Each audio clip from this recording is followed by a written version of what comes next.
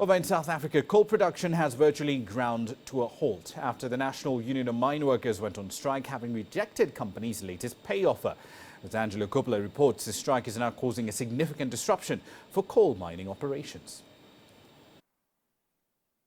The hub of the coal sector is centred on Witbank, and this is where the NUM is focusing their actions. And, the strike is continuing today. As we speak with you right now, there are pickets all over Mpumalanga as we speak now. Some of our chief negotiators are on the ground with the members. The majority of companies are on strike. There's a few mines where there's good attendance, not 100% good attendance, and somewhere where there's a 90%, 100%. Talks deadlocked last week and the NUM and AMCU received strike notices.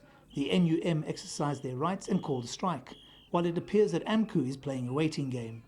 We're waiting for Chamber to come on board as the NUM, and they haven't contacted us.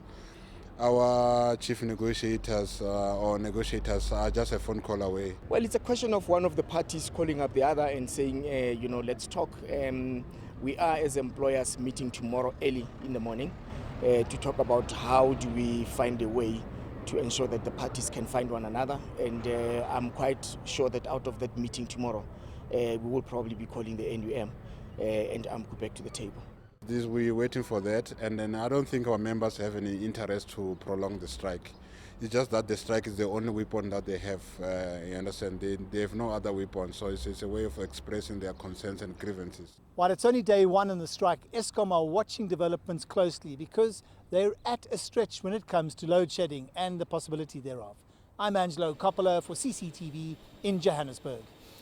And Angelo Kuppler joins us live from that very city right now with more data on this story. Angelo, Eskom has around 30 days of coal reserves at the moment. What is the company's plan B, assuming the strike extends beyond that period, to ensure power supply is not affected? Well, Roman, it appears that plan B is probably going to be a prayer, and I'll tell you why. The utility has taken one of its nuclear power station panels offline for routine maintenance, and it's only due back online in December. That's according to its schedule.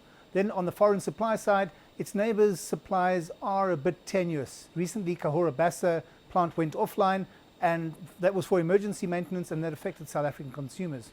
It may, on the other hand, call on its big industrial users to lower their usage. It's been done in the past, and it's been fairly effective.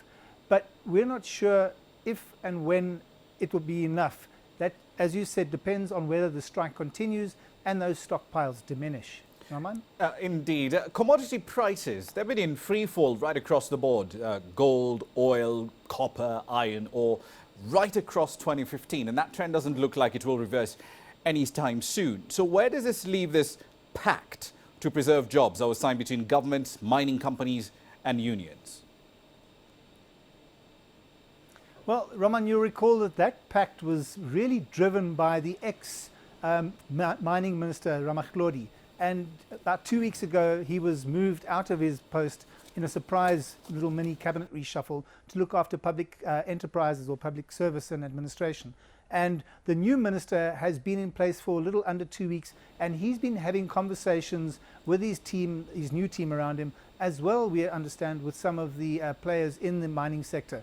But he's added his voice to this concern about the fact that the different parties need to get together and resolve it. But the bottom line is he can't do anything just yet, and we don't know if he has the political power or strength to enforce any unlike or not so tasty decisions in the future, Roman. Indeed, we'll leave it there for the time being. Thanks for the update. That's Angelo Kuppler live in Johannesburg. He'll be keeping tabs on developments down there, especially with strike season firmly in place in the mining sector.